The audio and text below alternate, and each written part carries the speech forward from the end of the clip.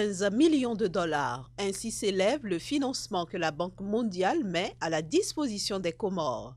Ce nouveau financement, composé de dons et de prêts concessionnels, devrait permettre la mise en œuvre de plusieurs projets de développement.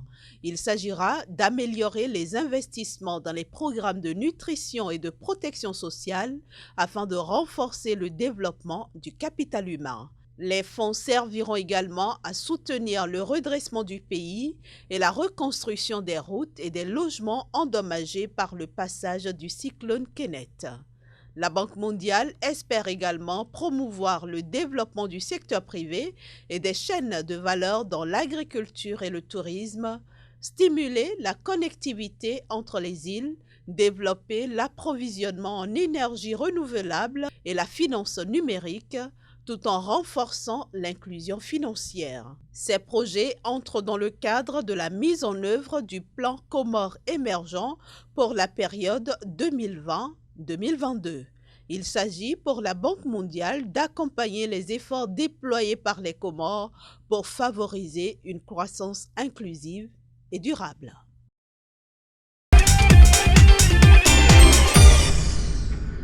Le Nigeria a à nouveau signalé sur le marché des émissions obligataires internationales dès le premier trimestre 2020. Selon la ministre des Finances Zainab Ahmed, il faut agir rapidement car le pays a besoin de ressources pour financer son budget. En effet, bien que premier exportateur de pétrole en Afrique, le Nigeria fait face au défi de mobilisation des ressources budgétaires pour le financement des programmes économiques et sociaux du gouvernement.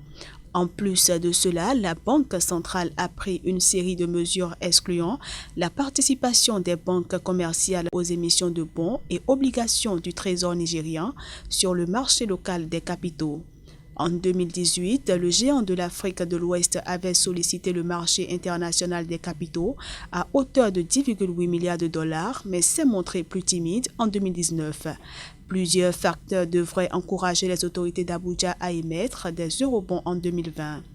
En dehors du fait qu'elles ont besoin de cet argent, les investisseurs obligataires ciblant les pays émergents ont récemment montré un fort appétit pour toute nouvelle émission de titres, à l'instar de ceux du Maroc et de l'Égypte qui ont reçu un accueil favorable. S'agissant du volume et de la maturité de l'émission à venir, il dépendait selon la ministre des Finances du cap à mobiliser une fois que les discussions avec des bailleurs de fonds concessionnels seraient bouclées. Pour l'instant, des maturités très longues semblent exclues. Les eurobonds nigérians arrivant à maturité en 2047 ont connu une hausse des rendements, signe que les investisseurs s'y désengagent en vendant à prix bas.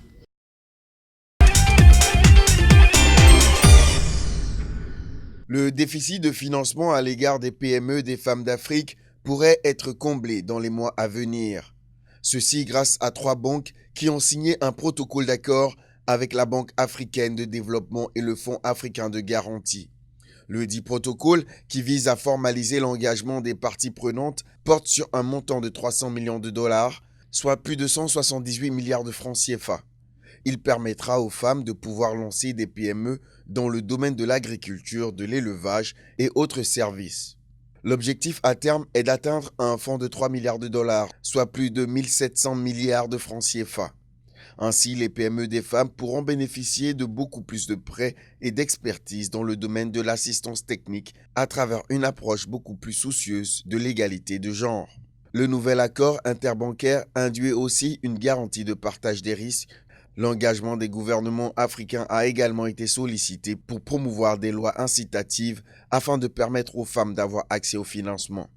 Représentant la majorité des exploitants agricoles en Afrique, les femmes sont victimes d'exclusion financière à 70%. Elles font face à un déficit de financement de près de 16 milliards de dollars.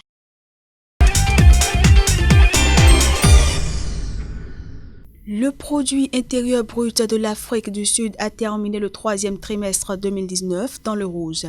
Il a enregistré une baisse de 0,6%, essentiellement observée au niveau du secteur des transports et de la communication, des industries extractives et de l'industrie manufacturière, qui ont enregistré respectivement une chute de 5,4%, 6,1% et 3,9%, contribuant ainsi négativement à la croissance du produit intérieur brut.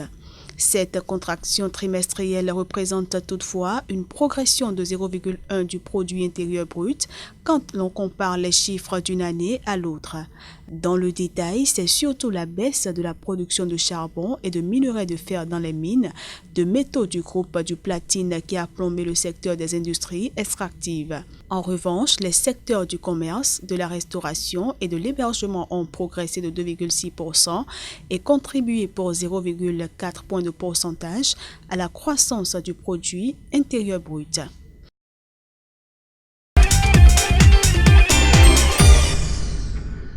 Après avoir franchi la barre des 2000 milliards de francs CFA, le budget de l'État du Cameroun n'a plus jamais connu de baisse depuis l'année 2018.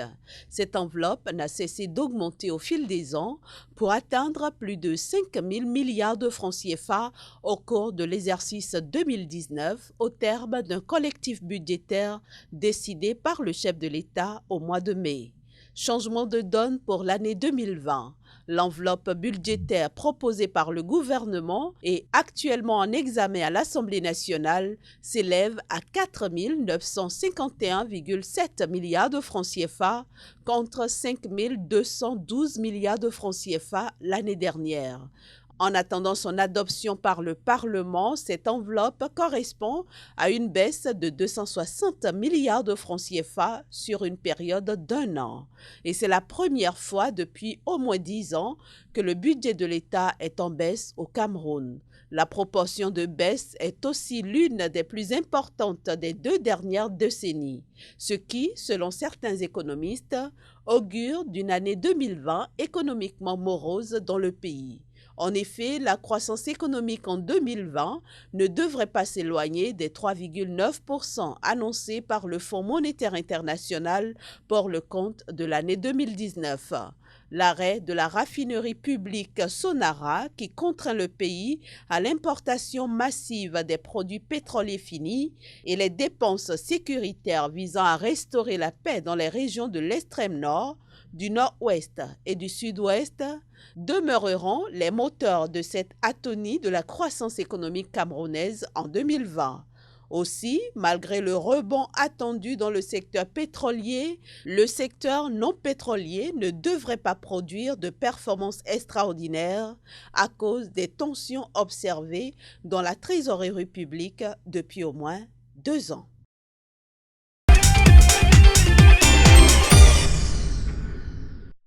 L'année 2020 s'annonce très active pour le Cameroun sur le marché sous-régional et local des capitaux. Au cours des 12 prochains mois, le pays pourrait mobiliser une enveloppe globale de 422 milliards de francs CFA. Le gros de cette enveloppe destinée à financer le budget de l'État proviendra des émissions de titres publics pour un montant de 320 milliards de francs CFA. Cette somme, qui est de 60 milliards de francs CFA supérieure aux 260 milliards de francs CFA prévus dans le budget 2019, sera mobilisée au moyen d'émissions de bons et d'obligations du Trésor assimilables sur le marché des titres publics de la Banque des États d'Afrique centrale. Il est également très probable qu'une partie de l'enveloppe 320 milliards de francs CFA à mobiliser en 2020 par émission de titres publics le soit par emprunt obligataire sur la bourse unifiée de la CEMAC. Ce sera alors la toute première opération du Cameroun sur ce marché que le Gabon a inauguré entre septembre et octobre 2019 avec un emprunt obligataire de 100 milliards de francs CFA finalement suralloué à 126 milliards de francs CFA. En plus des émissions de titres publics sur le marché monétaire de la BEAC et la bourse régionale, le Trésor public camerounais fera également recours au marché bancaire local en 2020. Le projet de loi de finances prévoit d'immobiliser 102 milliards de francs CFA. Tous ces emprunts publics continueront à relever le niveau d'endettement du Cameroun qui dépasse désormais 35% du produit intérieur brut, ce qui va contribuer à alourdir le volume de la dette non concessionnelle dont l'augmentation rapide inquiète les bailleurs de fonds tels le Fonds monétaire international. A signaler qu'en 2019, le Cameroun a levé 102 milliards de francs CFA auprès des banques, soit 37 milliards de francs CFA plus que les prévisions du tableau prévisionnel des opérations financières de l'État.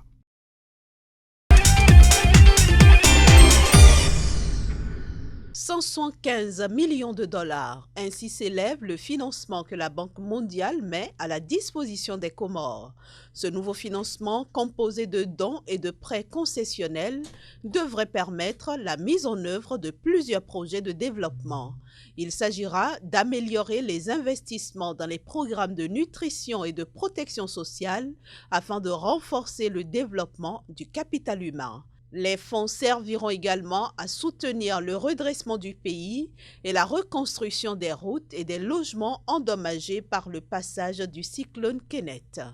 La Banque mondiale espère également promouvoir le développement du secteur privé et des chaînes de valeur dans l'agriculture et le tourisme, stimuler la connectivité entre les îles, développer l'approvisionnement en énergie renouvelable et la finance numérique, tout en renforçant l'inclusion financière. Ces projets entrent dans le cadre de la mise en œuvre du plan Comores émergent pour la période 2020-2022. Il s'agit pour la Banque mondiale d'accompagner les efforts déployés par les Comores pour favoriser une croissance inclusive et durable.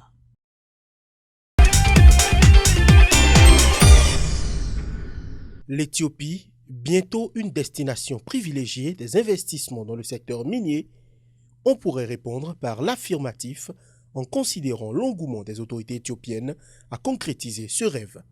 Grand producteur agricole, le pays mise en priorité sur les minéraux comme la potasse utilisée dans l'agriculture et les matériaux de la construction pour mieux accompagner le programme d'industrialisation et de libéralisme économique entamé par le Premier ministre Abiy Ahmed.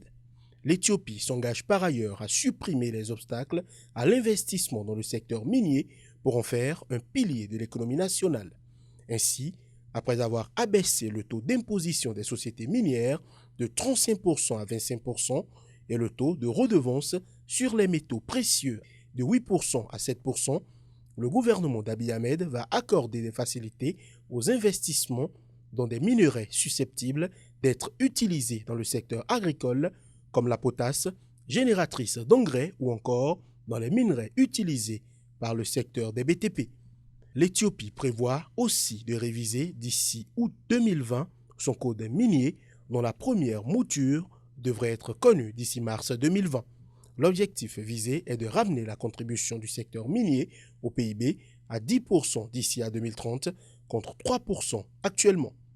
Couvrant une superficie de 1 104 300 km² pour une population de 105 millions d'habitants, selon le recensement de 2017, l'Éthiopie dépend essentiellement de l'agriculture qui emploie plus de 80% de sa population et des services qui contribuent à son économie à hauteur de 42%.